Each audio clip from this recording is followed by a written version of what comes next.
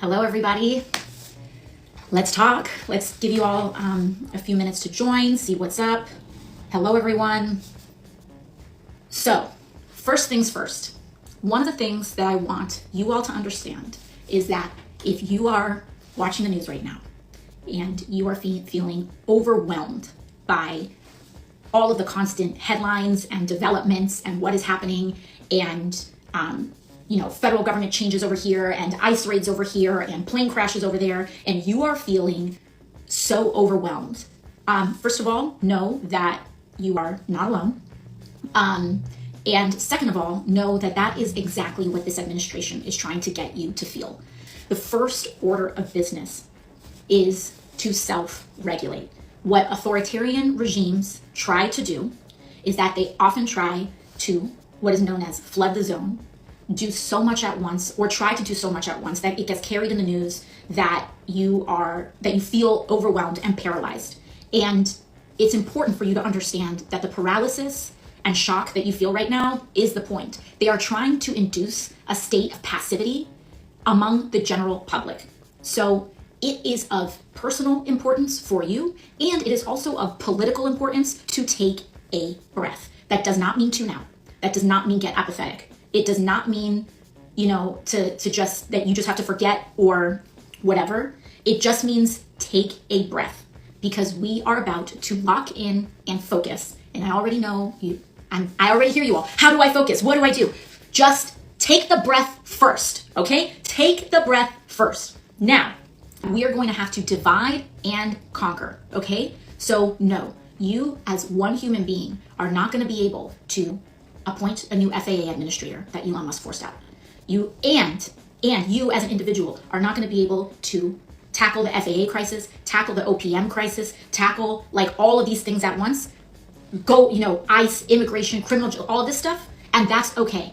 Pick some of the things and trust that when we have mass mobilization, we are going to be addressing these things.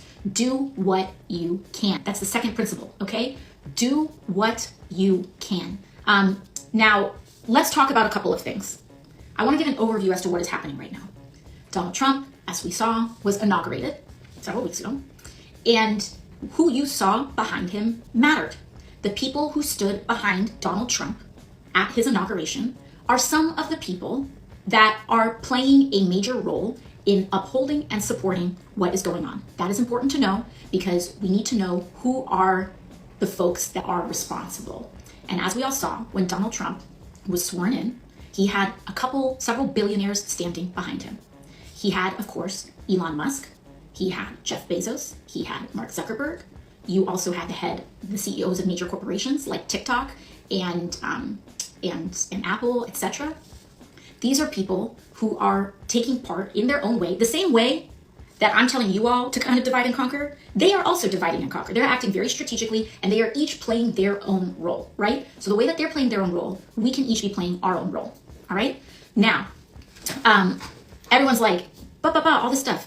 I'm just gonna tell you all right now, if you cannot lock in for this comprehensive conversation, there's no like BuzzFeed, TikTok, 5 tips to dismantling fascism. We gotta lock in, okay? This is a lock-in conversation. A lot of you are asking about Elon. What do we do? And that is the right question to be asking, because what Donald Trump has done is that he has completely given up his power and handed a lot of it over to Elon Musk.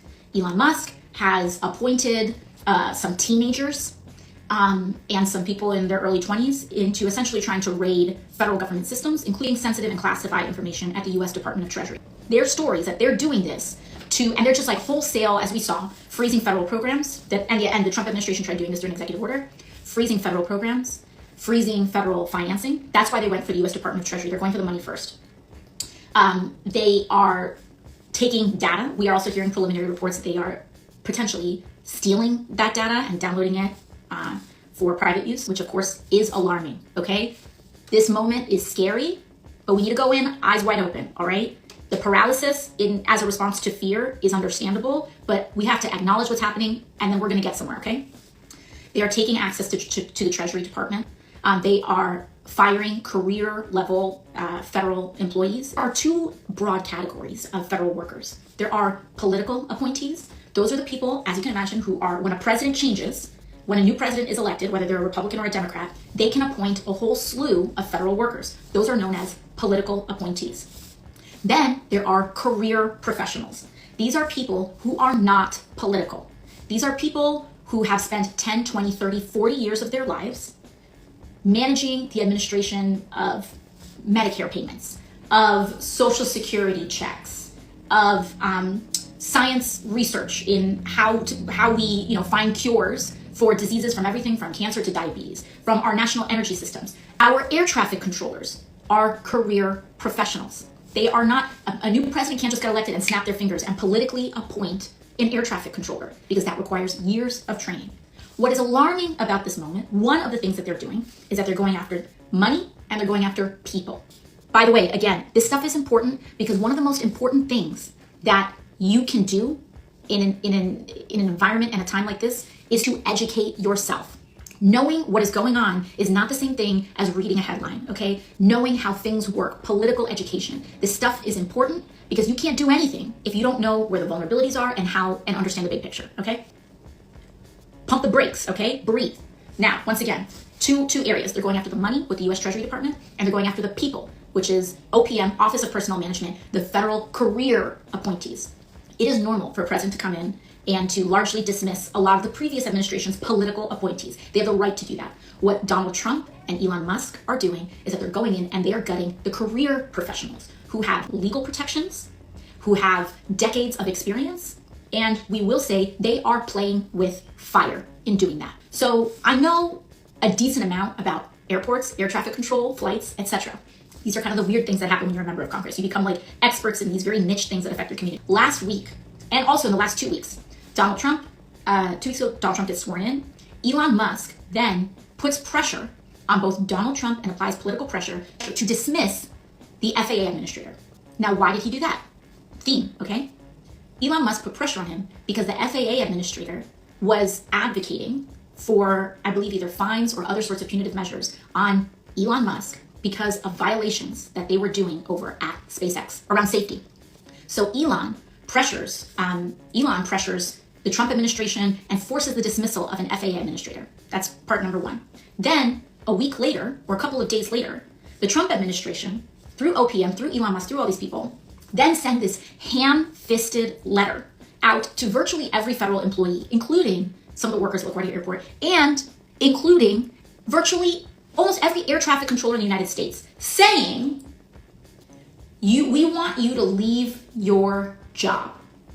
And we are going to offer you a quote-unquote buyout, which is not a buyout, mind you, and whose legality is highly questionable, and their ability to even uphold to their promise is, virtually none at all, saying, we want to push out every federal worker, including air traffic controllers. And what happens? What do we see? In an environment where air traffic controllers are already extremely strained, we do not have enough air traffic controllers in the United States. This has been a long rolling crisis in this country. And the reason we don't have air traffic controllers is because Republicans have cut budgets for training, for investment, for the federal pipeline and procuring air traffic control. That job, as we know, is not a joke. You can make one mistake and hundreds of people can be dead. But it has been taken seriously enough that we have not had a significant airline crash in this way in, I believe, since 2009. Now we have an initial plane crash that has occurred. When we mess with federal government systems, lives are at stake. And this rhetoric that Elon Musk and MAGA and whatever have made in ginning up all of this conspiratorial mentality in order to get people to think that none of this matters and it can all be gutted is designed for exactly this kind of outcome. At the end of the day, the United States federal government is responsible for some of the most sensitive, broad-based, and important infrastructure, not just in the country, but in the world, okay? So this is what they are doing. Why are they doing it? Why are they doing it? You have not just OPM, but then you have, for example, Elon Musk talking about USAID, and he's like, we're gonna dismantle USAID. He then also posts today, and this gives you a hint, he then also posts today about a very specific federal program at the Treasury, which is known as direct file.